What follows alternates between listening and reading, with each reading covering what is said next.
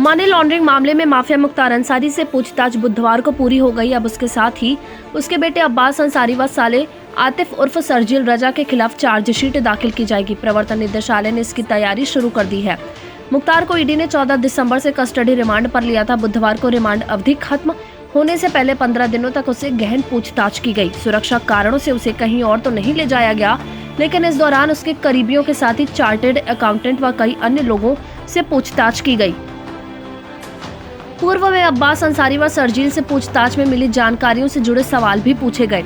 मुख्तार की कंपनी विकास कंस्ट्रक्शन व उसके ससुर की फर्म आगाज कंस्ट्रक्शन के खातों से हुए लेन देन की बाबत गहन पूछताछ की गई। दोनों फर्मों की बैलेंस शीट के साथ ही मुख्तार, उसकी पत्नी आफसा अंसारी, बेटे व रिश्तेदारों के खातों से हुए लेन देन के बारे में भी जानकारी जुटाई गई। सूत्रों का कहना है कि ईडी को बेहद अहम जानकारियां मिली हैं। पूछताछ के दौरान कई साक्ष्य भी जुटाए गए हैं।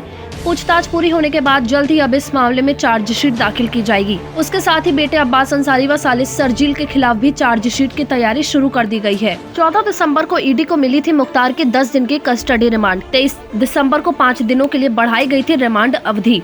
पति आफसा के खिलाफ जारी किया जा चुका है लुकआउट नोटिस। अक्टूबर में जालौन व गाजीपुर स्थित 3.48 करोड़ के साथ संपत्तियां हुई थी अटैच। विधायक बेटे अब्बास अंसारी व साले शर्जील को भेजा जा चुका है जेल। रिमांड अवधि खत्म होने के बाद बुधवार को मुख्तार अंसारी की कोर्ट में पेशी के दौरान हुए 2 वाकये दिन भर चर्चा में रहे।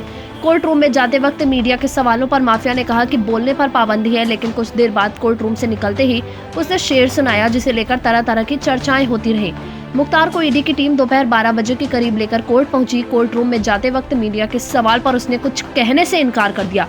सिर्फ इतना कहा कि बोलने पर पाबंदी है। हालांकि करीब 1 घंटे बाद सुनवाई पूरी होने के बाद न्यायिक हिरासत में भेजे जाने के दौरान जैसे ही वह कोर्ट रूम से बाहर निकला, उसने एक शेर पढ़ा। तूफान कर रहा था मेरे अज़्म का तवाफ, दुनिया समझ रही थी मेरी कश्ती भंवर में है। इसके बाद वह प्रिजन वैन में बैठकर बांदा के लिए रवाना हो गया।